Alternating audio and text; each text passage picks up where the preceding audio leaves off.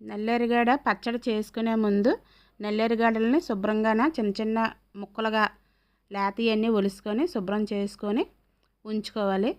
తర్వాత ఎలా చేయాలో ఏంటి అన్నది చూపిస్తాను తర్వాత మీకు. నల్లేరుగడ్డల పచ్చడి ఎలా చేయాలో చెప్పాను కదండి. ఈ లేత నల్లేరుగడ్డలు చిన్న చిన్న ముక్కలు ఇరిపీసుకొని కడిగేసి ఉంచుకున్నాను. ఇది వీటికి కావాల్సిన పదార్థాలు చెప్తాను మీకు. ఇప్పుడు ఎండుమిరపకాయలు, జీలకర్ర, ఎల్లుల్లిపాయలు, కరివేపాకు, చింతపండు, సాల్ట్. ఇప్పుడు ఎలా చేద్దామో చూద్దాం.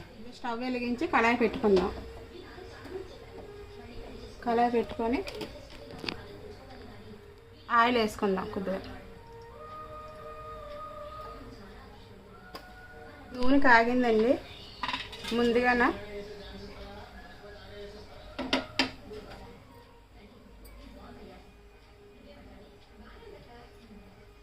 ఒక స్పూన్ జీలకర్ర,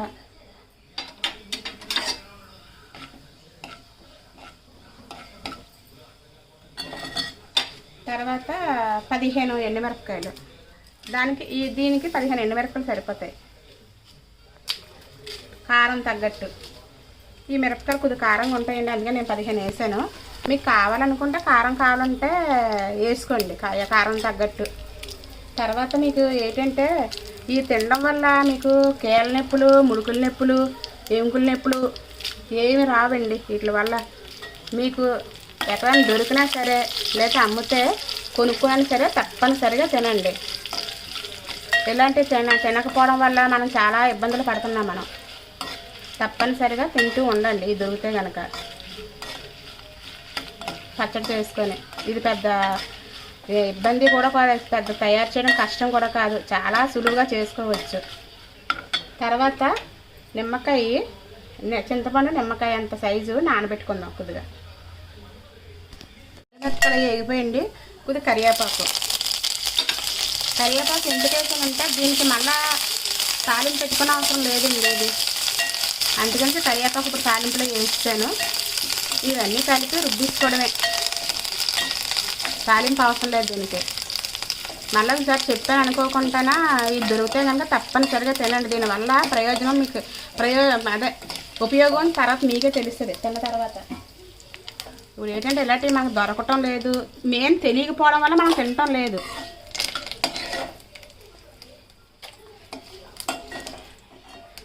అయిపోయింది. తర్వాత ఈ నల్లేరుగడ్డలు, తర్వాత నల్లేరుగడ్డలు ఎండుమిరపకాయలు వేగిపోయి కదా తీసేసాను.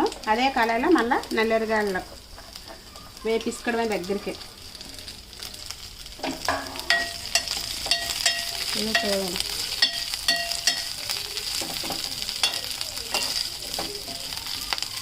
ఒకవేళ మీకు ఎక్కువే దొరకాలి అని ఇదేం లేదు, ఒకవేళ తక్కువ దొరికినా చేసుకొని తినండి. ఇది బాగా ఔషధం కదా, దాని గురించి అని సరే ఎక్కడ దొరికినా తెచ్చుకొని తింటూ ఉండండి. ఇదిగా వేగిందండి. ఇప్పుడు ఏమొచ్చి సాల్ట్ వేసుకుందాం. కొద్దిగా సాల్ట్ వేసుకుంటే ఇంకా కొద్దిగా త్వరగా వేగుతుంది. సరిపడా సాల్ట్, కొద్దిగా పసుపు. తర్వాత ఇంకో విషయం అండి, ఇవి నల్లేరుగడ్డల గురించి చెప్పాను కదా. ఒకవేళ మీకు ఎక్కడైనా దొరికినప్పుడు తాటి చెట్ల మీద దొరికితే కనుక అవి తెచ్చుకోకండి, అవి చేదు వస్తాయి. తాటి చెట్ల మీద దొరుకుతాయి. మిగిలిన ఏ మొక్కల మీద దొరికినా తెచ్చుకొని పచ్చడి చేసుకొని తినచ్చు. ఉట్టి కేవలం తాటి చెట్ల మీదయే చేదు వస్తాయి, అవి తెచ్చుకోకండి. మీకు తెలిసిన వాళ్ళకి ఎవరికైనా ఉంటుంది కనుక వాళ్ళకైనా తెప్పించుకొని పచ్చడి చేసుకొని తినండి.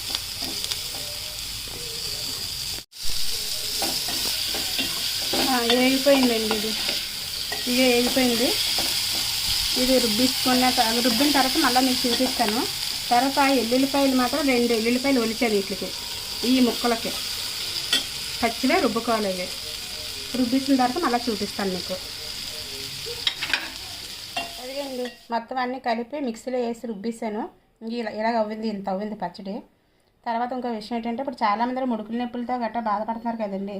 అవకాశం ఉంటే ఇవి ఇలాంటి మొక్కలు తెప్పించుకొని ఇంట్లోనే కూడా మనం పెంచుకోవచ్చండి. నేనే వేసాను మా పెరట్లోనే. మీకు నెక్స్ట్ వీడియోలో చూపిస్తాను మీకు అది ఎలా ఉంటుంది ఏంటి అనేది, మొక్క ఎలా పెరుగుతుంది అనేది మీకు చూపిస్తాను. అవకాశం ఉంటే చేసుకొని తినండి, మంచిది.